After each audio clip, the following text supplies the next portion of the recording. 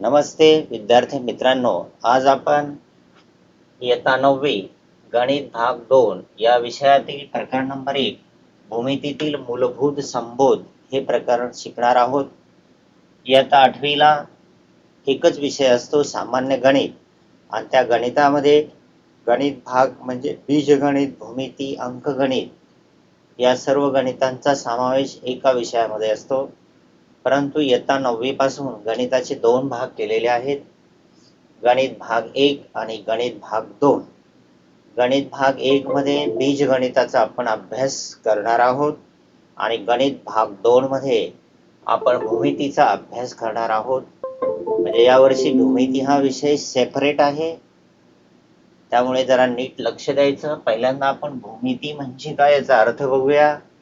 भू म्हणजे जमीन, भूचा अर्थ होतो जमीन, आणि मिती म्हणजे मोजमाप.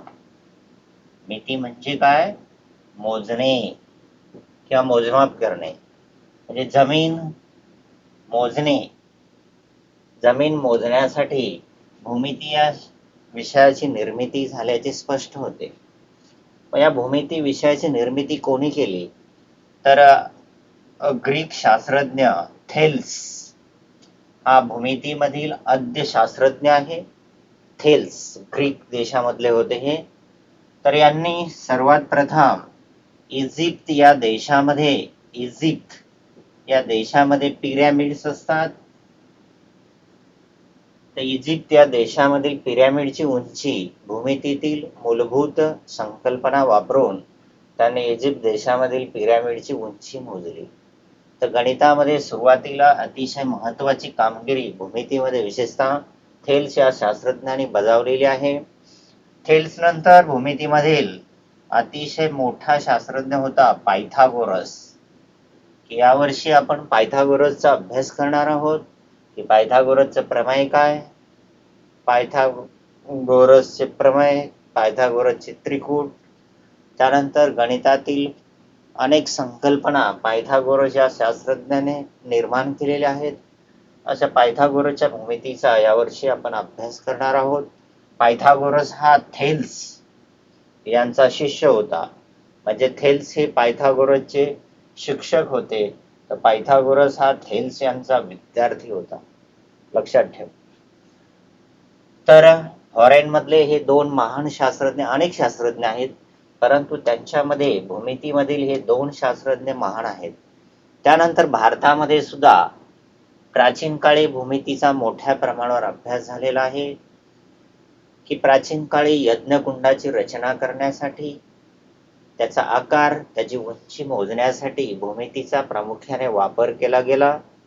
तर भारतामध्ये कोणते शास्त्रज्ञ होते की त्यांनी भूमितीमध्ये मूलभूत असं काम केलेलं आहे? त्यामध्ये आर्यभट्ट, त्यानंतर वराह,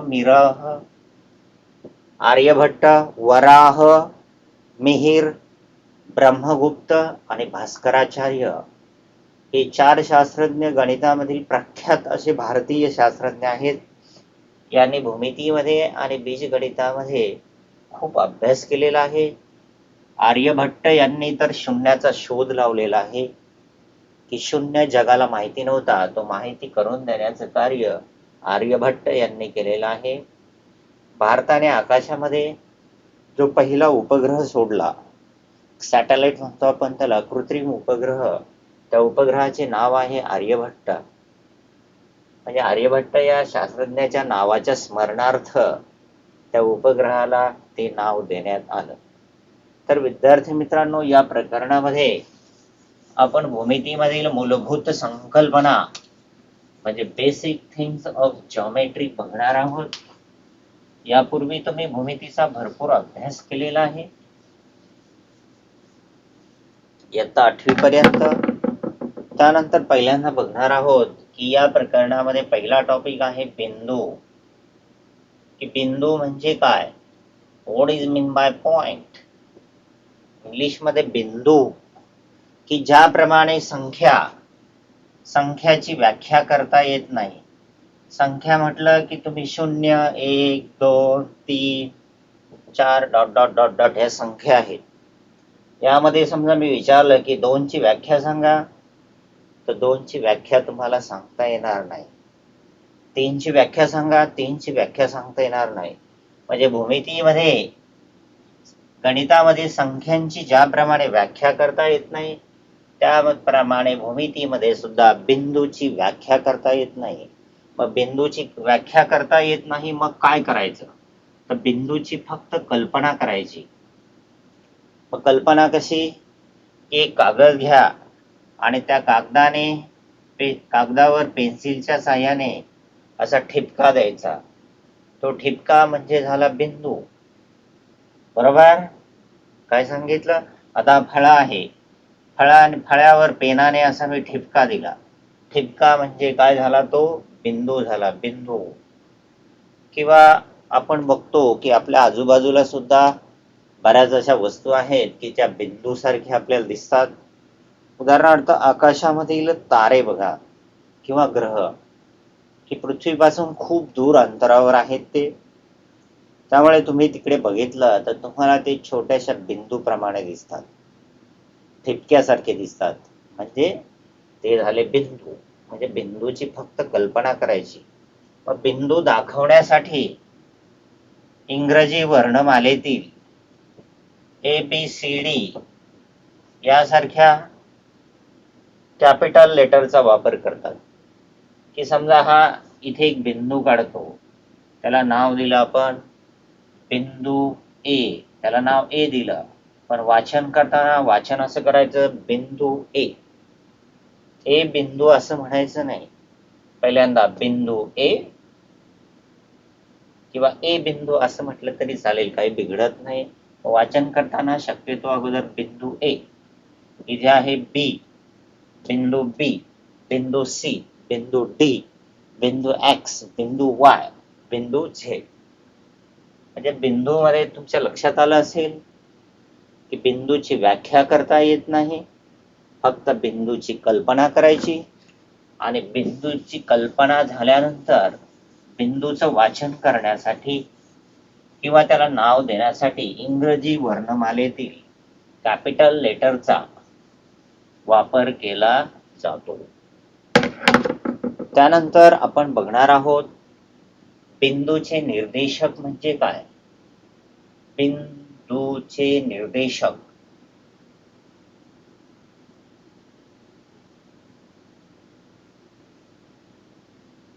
बिंदूचे निर्देशक त्याला इंग्रजीमध्ये कोऑर्डिनेट ऑफ पॉइंट्स असं म्हटलं जातं.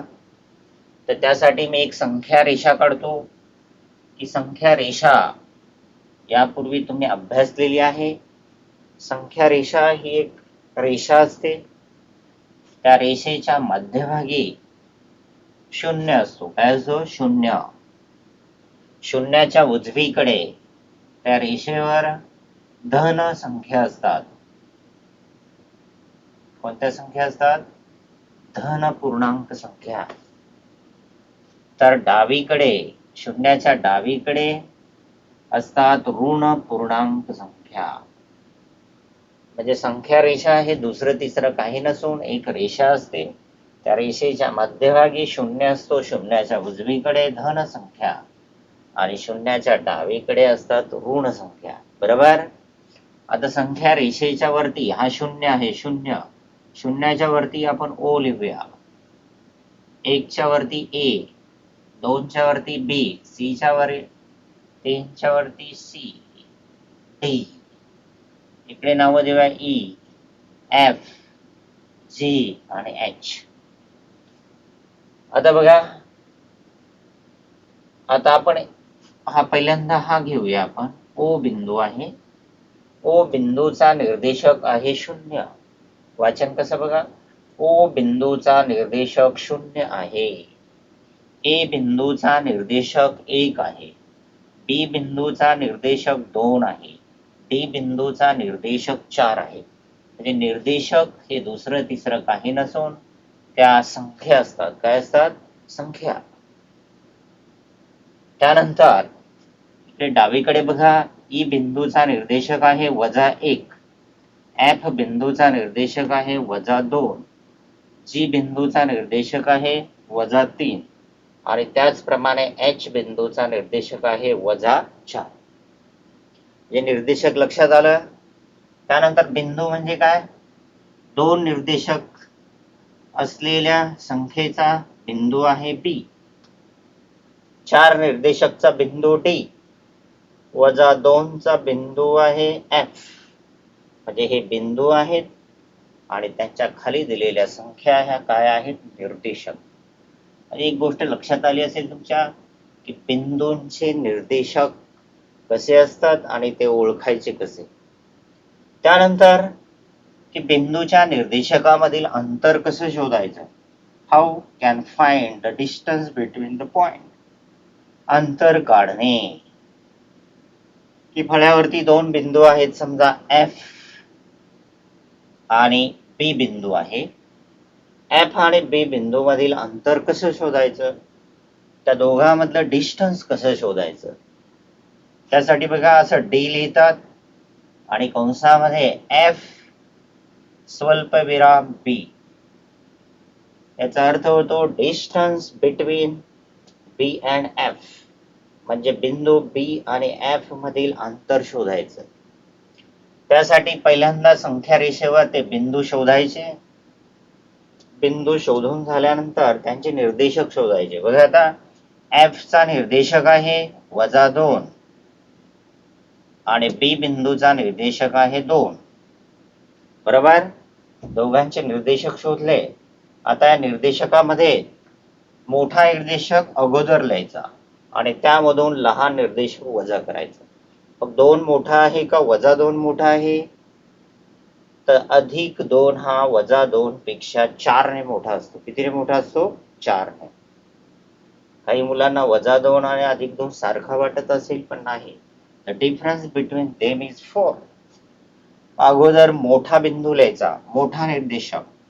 मोठा निर्देशक आहे 2.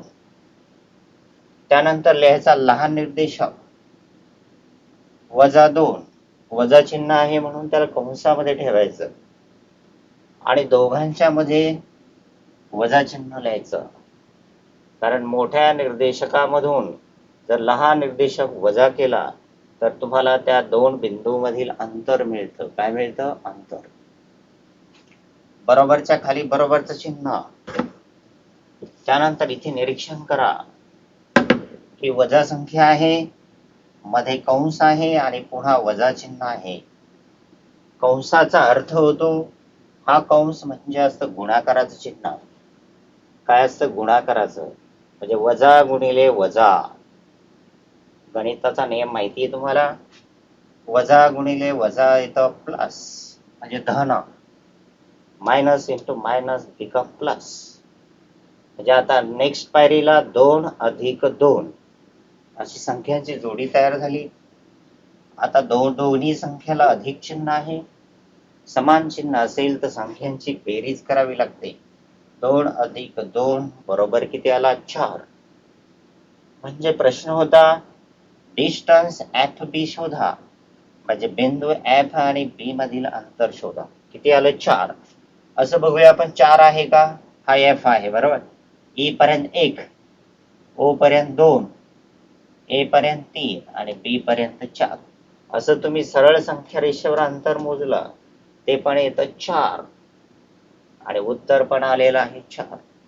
अशा प्रकारे विद्यार्थी मित्रांनो, दोन बिंदूमधील अंतर आपण सहजपणे शोधू शकतो. अतिशय सोपा भाग आहे हा. त्यानंतर आपण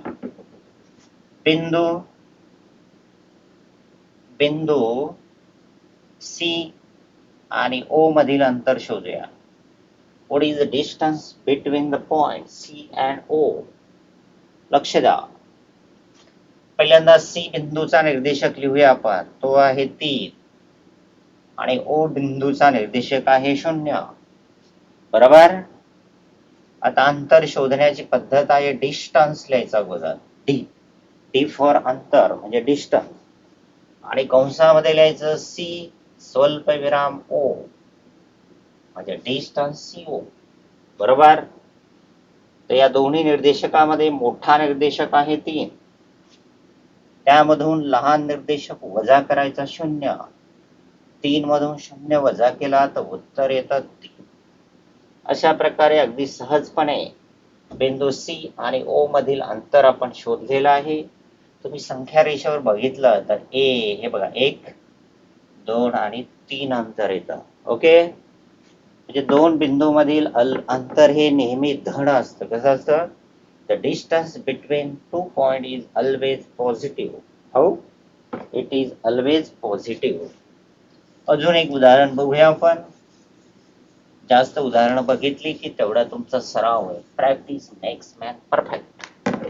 बरोबर. त्यानंतर आपण डिस्टन्स एच ई शोधूया आपण. म्हणजे एच आणि ई बिंदू मधील अंतर शोधा असा प्रश्न आहे. तर मी सांगितल्याप्रमाणे पहिल्यांदा त्या बिंदूंचे निर्देशक शोधायचे. एच चा निर्देशक आहे -4 आणि ई चा निर्देशक आहे -1. बरोबर. निर्देशक शोधून झाले की त्यामध्ये मोठा निर्देशक शोधायचा.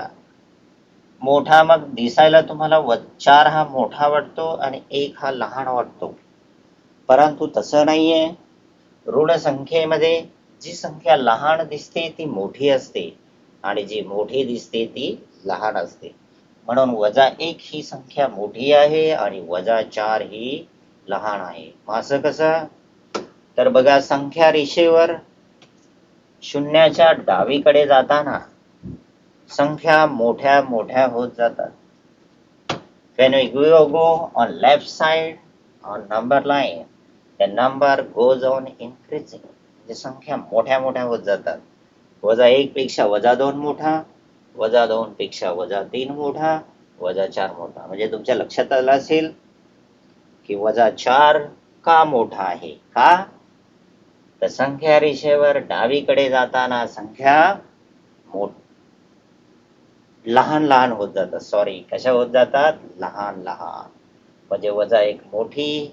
मी उलट सांगितलं की डावीकडे जाताना संख्या लहान लहान होत जातात आणि शून्याच्या उजवीकडे जाताना संख्या मोठ्या मोठ्या होत जातात. म्हणजे -1 का मोठा आहे आणि -4 का लहान आहे? कारण डावीकडे जाताना संख्या लहान लहान होत. ओके, मग पहिल्यांदा आपण मोठी संख्या लिहूया. वजा चिन्ह आहे म्हणून तिला कंसात लिहायचं आणि -4 देखील कंसातच लिहायची. आता या दोन संख्यांची आपल्याला वजाबाकी करायची म्हणून इथे वजा चिन्ह द्यायचं. बरोबर. आता हा -1 ॲज इट इज राहणार, परंतु इथे बघा वजा हा कंस म्हणजे गुणाकार गुणिले वजा, वजा वजांचा गुणाकार होतो अधिक 4. म्हणजे हे वजा चिन्ह कायम आहे, हे बदलणार नाही कारण हे गुणाकारात नाही, परंतु हे दोन्ही गुणाकारात असल्यामुळे ते प्लस झालं आणि 4. आता मी नियम सांगितल्याप्रमाणे धन आणि ऋण संख्या असेल तर त्या संख्यांची वजाबाकी करतात, किंवा धन ऋण किंवा ऋण धन असे चिन्ह असतील तर संख्यांची करावी लागते वजाबाकी. म्हणून 4 मधून 1 गेला तर उत्तर येतं 3. किती आलं उत्तर? 3. HE. असं पण बघा, 1, 2, 3 म्हणजे उत्तर किती आलं? 3. बरोबर. अशा प्रकारे संख्या रेषेवरील बिंदूंचे निर्देशक आणि त्या निर्देशकामधील अंतर कसं शोधायचं हे आपण चांगल्या प्रकारे शिकलेलो आहोत. सराव संच 1.1 मध्ये 30 उदाहरणं दिलेली आहेत, की काही बिंदू दिलेले आहेत आणि त्या बिंदूच्या निर्देशकामधील अंतर शोधायचे. त्यानंतर विद्यार्थी मित्रांनो, आपण पुढचा मुद्दा शिकणार आहोत दरम्यानता. दरम्यानता म्हणजे काय? त्याला इंग्रजीमध्ये बिटवीनेस म्हणतात. काय? बिटवीनेस. दरम्यानता म्हणजे काय? व्हॉट इज मीन बाय दरम्यानता? दरम्यानता समजण्यासाठी पुन्हा आपण एक रेषा काढूया बघा, किंवा रेषाखंड काढूया. आता ही रेषा आहे, त्या रेषेवर तुम्ही ते पी बिंदू घेतला, उजव्या टोकाला क्यू बिंदू घेतला याचं नाव झालं रेषाखंड PQ किंवा रेख PQ, काय म्हणतात, किंवा रेख PQ. आता रेषाखंड PQ वर तुम्ही असा इथे दोघांच्या दरम्यान एक R बिंदू घेतला, बरोबर.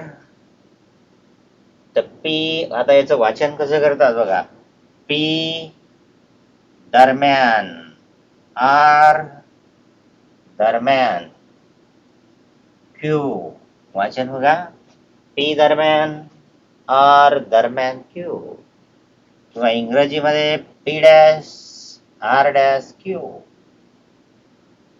म्हणजे P आणि Q बिंदूच्या दरम्यान R बिंदू आहे. म्हणजे PQ हा एक पथ आहे, पथ म्हणजे रस्ता, त्या रस्त्यावर एक R बिंदू आहे. काय आहे म्हणजे, किंवा P हे गाव आहे, Q हे दुसरं गाव आहे, आणि दोघांच्या मध्यभागी R नावाचं गाव आहे. म्हणजे बोलताना भूमितीच्या भाषेमध्ये बनायचं, गाव P आणि Q यांच्या दरम्यान किंवा यांच्या मार्गावर R हे एक गाव आहे.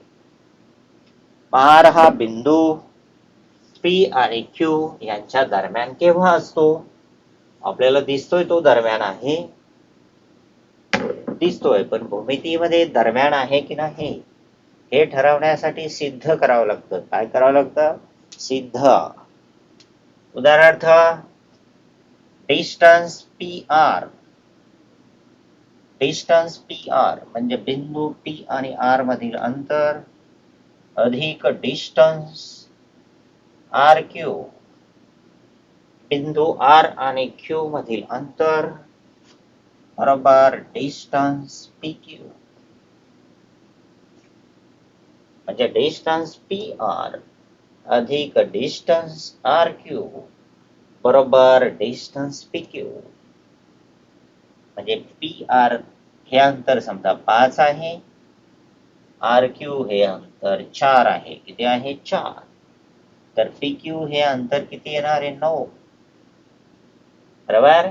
PR आणि RQ यांची बेरीज जर PQ एवढी असेल तर बिंदू R हा बिंदू P आणि Q च्या दरम्यान आहे असे म्हणतात. मग दरम्यान नाही असं केव्हा म्हणायचं, समजा डिस्टन्स PR दिलेला आहे 5, डिस्टन्स RQ दिलेला आहे 6 आणि डिस्टन्स PQ दिलेला आहे 9, बरोबर.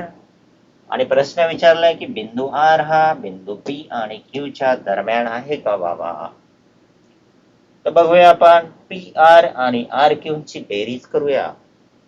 PR आहे 5 आणि RQ आहे 6. 5 अधिक 6 बेरीज येते 11, बरोबर. परंतु PQ ची लांबी आहे 9. PQ ची लांबी किती आहे, 9, आणि या दोघांची बेरीज आलेली आहे 11. म्हणजे बेरीज ही शेवटच्या 2 बिंदूमधील अंतरापेक्षा जास्त आहे, तेवढी आलेली नाहीये. म्हणून बिंदू R हा बिंदू P आणि Q यांच्या दरम्यान नाही. लक्षात आलं. म्हणजे दरम्यानता म्हणजे बिटवीननेस, यामध्ये एक बिंदू 2 बिंदूंच्या दरम्यान केव्हा असतो, केव्हा नसतो, आणि रेषाखंडात त्याचं वाचन कसं करायचं हे आपण आता अभ्यासलेलं आहे. यानंतर विद्यार्थी मित्रांनो, आपण सराव संच 1.1 चा अभ्यास करणार आहोत. सराव संच 1.1, त्यामध्ये पहिला प्रश्न आहे की जो मी तुम्हाला आत्ता शिकवला की 2 पुढील अंतरे शोधा. म्हणजे संख्या रेषा दिलेल्या आहे, पुस्तक उघडलं तर लगेच दिसेल एक संख्या रेषा आहे. संख्या रेषेवर खाली बिंदूचे निर्देशक आहेत, वरती बिंदू आहेत, आणि काही बिंदूंचे अंतर तुम्हाला विचारलेले आहेत. तर ते तुम्हाला सहज सोडवता येईल, कारण मी सुरुवातीला 2 बिंदूमधील अंतर कसं शोधायचं याचे 3 एक्झाम्पल्स घेतलेले आहेत. ते सराव संच 1.1 मधील पहिला प्रश्न सोडवण्यासाठी 2 बिंदूमधील अंतर कसं शोधायचं हा व्हिडिओ तुम्ही, हे जे सुरुवातीचा भाग आहे तो बघा, नीट बघा, म्हणजे तुम्हाला पहिला प्रश्न सहज सोडवता येईल. त्यानंतर आपण प्रश्न क्रमांक 2 शोधणार आहोत. प्रश्न क्रमांक 2 आहे की खाली काही बिंदूचे निर्देशक दिलेले आहेत. निर्देशक दिले आहेत. बिंदूंचे निर्देशक दिलेले आहेत. त्यावरून डिस्टन्स ए बी शोधा असा प्रश्न आहे की बिंदू ए आणि बी मधील अंतर शोधा. ते प्रश्न नीट समजून घ्या की खाली बिंदू ए आणि बी चे निर्देशक दिलेले आहेत. त्यावरून डिस्टन्स ए बी शोधा. त्यामध्ये पहिला प्रश्न आहे, first one is that x बरोबर 6 y बरोबर 2. x बरोबर 6 आणि y बरोबर 2. म्हणजे a चा निर्देशक x आहे, x चा बरोबर 6 आहे, म्हणजे a चा निर्देशक 6 झाला. b चा निर्देशक y आहे, y बरोबर 2 आहे, म्हणून b चा निर्देशक 2 झाला. बरोबर. आता याचं उत्तर कसं शोधायचं नीट लक्ष द्या.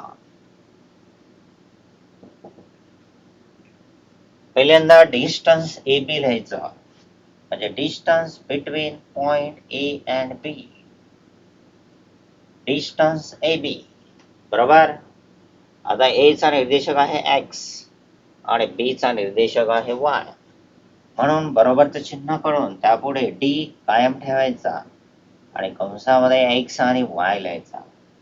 ए चा निर्देशक x आणि बी च्या जागेवर लिहिला y. बरोबर. आता बरोबरच्या खाली बरोबर चिन्ह. आता मी सांगितल्याप्रमाणे दोन बिंदूंमधील अंतर शोधण्यासाठी त्या बिंदूंचे निर्देशक माहिती असले पाहिजे. त्यानंतर त्या निर्देशकामध्ये मोठा निर्देशक कोणता आहे तो शोधता आला पाहिजे आणि त्यानंतर मोठ्या निर्देशकामधून लहान निर्देशक वजा केला की आपल्याला दोन बिंदूंमधील अंतर सहज मिळतं. आता बघूया, 6 आणि 2 दोन्ही धनसंख्या आहेत. त्यामुळे 6 आणि 2 मध्ये 6 ही मोठी संख्या आहे, हे तुम्ही अगदी सहजपणे सांगू शकता. मोठी संख्या अगोदर लिहायची, छोटी संख्या नंतर, आणि दोघांचा फरक काढायचा म्हणजे वजाबाकी करायची. ओके. 6 - 2 = 4. अशा प्रकारे विद्यार्थी मित्रांनो, ए चा निर्देशक x, बी चा निर्देशक y, त्यांचे निर्देशक दिलेले आहेत. त्यावरून डिस्टन्स ए बी कसा शोधायचा हे आपण शिकलेलो आहोत. अतिशय सोपं उदाहरण आहे. यामध्ये अजून एक उदाहरण बघूया आपण. अजून एक उदाहरण बघू म्हणजे तुमच्या खोपडीमध्ये लगेच शिरेल. x बरोबर 4, स्वल्पविराम y बरोबर -8. बरोबर. हे उदाहरण पण आता आपण सोडवलं त्याप्रमाणे सोडवूया आपण. लक्ष द्या. पहिल्यांदा लिहायचं डिस्टन्स ए बी. बरोबर. आता शिकवलं डिस्टन्स ए बी. त्यापुढे काय लिहिणार आपण, डिस्टन्स x स्वल्पविराम y. असं का लिहिलं, कारण ए चा निर्देशक x आहे आणि बी चा आहे y. त्यानंतर पुढे बरोबर चिन्ह करा किंवा खाली करा. x चा निर्देशक आहे 4, y चा निर्देशक आहे -8. दोघांमध्ये मोठा आहे 4, कारण 8 हा ऋण संख्या आहे. ऋण संख्येपेक्षा धन संख्या नेहमी मोठी असते, लक्षात ठेवा. म्हणून 4 मोठा आहे, 8 ला वजा चिन्ह आहे म्हणून त्याला कंसामध्ये ठेवला आणि दोघांचा फरक काढायचा आहे म्हणजे वजा चिन्ह दिला. आत्ताच नियम सांगितला, वजा गुणिले वजा या संख्यांचा गुणाकार असतो धन, म्हणून 4 + 8 तयार झाला नेक्स्ट पायरीला. 4 आणि 8 ची बेरीज करा, उत्तर येणार आहे 12. किती उत्तर येणार आहे, 12. अशा प्रकारे डिस्टन्स ए बी बरोबर आलेला आहे 12. अजून एक बघूया आपण, वजा वजा चिन्हाचं उदाहरण आहे. बरोबर. सम नंबर 3, x बरोबर -3, y बरोबर आहे -6. असे वजा वजा चिन्ह असतील तर मुलांचा गोंधळ होतो. बरोबर. गणितामध्ये ज्याला चिन्ह कळली त्याला गणित कळलं. ज्याला चिन्हांचा गोंधळ शेवटपर्यंत कळत नाही त्याला गणित कधीही जमत नाही. लक्षात ठेवा, नुसता गुणाकार भागाकार बेरीज वजाबाकी येऊन चालत नाही. तर चिन्हांचा गुणाकार भागाकार बेरीज वजाबाकी ती कशी करायची हे पण तुम्हाला समजलं पाहिजे. म्हणून ज्याला चिन्ह कळलं त्याला गणित परफेक्ट येतं. ज्याला कळत नाही त्याला गणित कधीही समजत नाही. आता आपण बघूया डिस्टन्स ए बी शोधूया. DAB बरोबर. एकदम सेम टू सेम असं सोडवायचं आहे. डिस्टन्स ए बी ब्रॅकेटमध्ये लिहिणार डिस्टन्स XY. XY का लिहिला मी आत्ताच तुम्हाला अगोदरच्या उदाहरणामध्ये सांगितलेलं आहे. बरोबर. आता बघूया -3 आणि -6 मध्ये मोठा कोण आहे. मी आत्ताच सांगितलं की ऋण संख्यामध्ये जी संख्या लहान असते ती मोठी असते आणि जी मोठी असते ती लहान असते. कारण संख्या रेषेवर शून्याच्या डावीकडे जाताना संख्या लहान लहान लहान होत जातात. म्हणून मोठा आहे -3 कंसात लिहूया कारण वजा चिन्ह आणि दुसऱ्या कंसात लिहूया -6. दोन्ही संख्यांची करायची वजाबाकी. आता तुम्ही नीट निरीक्षण केलं तर इथे ट्रिपल मायनस साइन आला. मायनस मायनस मायनस असे चिन्ह बघितले की मुलांचा गोंधळ होतो. What can I do? How can I solve it? How can solve it? How can I solve it? म्हणजे कसं सोडवायचं बाबा? तर लक्ष द्या, आता हे पहिलं वजा चिन्ह आहे ते कायम राहणार आहे. कारण या वजा चिन्हाला कुठल्याही संख्येने गुणिलेलं नाही म्हणजे बदलणार नाही. आता मधले दोन चिन्ह मात्र कंसाचा अर्थ होतो प्रॉडक्ट मीन्स मल्टिप्लिकेशन म्हणजेच गुणाकार. म्हणजे वजा गुणिले वजा. वजा वजांचा गुणाकार असतो धन. That is why here it plus 6 as it is. बरोबर. त्यानंतर आता धन ऋण चिन्ह आले म्हणजे विरुद्ध चिन्ह आहे. विरुद्ध चिन्ह असेल तर संख्यांची वजाबाकी करतात. 6तून 3 घालवले उत्तर आलं 3. अशा प्रकारे विद्यार्थी मित्रांनो, दोन बिंदू त्यांचे निर्देशक दिले असतात. त्या बिंदूंमधील अंतर कसं शोधायचं हे आपण सहजपणे सोडवलेलं आहे. तुम्हाला मला वाटतं हे समजलं असेल. समजायला काहीच अवघड नाहीये. नाही समजलं तर व्हिडिओ पुन्हा पुन्हा पहा. Repeat this video again and again. पुन्हा पुन्हा पहा. तुम्हाला समजल्याशिवाय राहणार नाही. Definitely you will understood this example because this is very very simple. कारण हा भूमितीचा सुरुवातीचा भाग आहे. सुरुवातीचा भाग हा सोपाच असतो. कसा असतो? सोपा. त्यानंतर आपण तिसरा प्रश्न शोधणार आहोत की कोणता बिंदू कोणत्या बिंदूंच्या दरम्यान आहे. हा प्रश्न आहे. प्रश्न बघा मी फळ्यावरती लिहितो. कोणता बिंदू कोणत्या बिंदूच्या दरम्यान आहे. कोणत्या बिंदूंच्या दरम्यान आहे ते शोधा.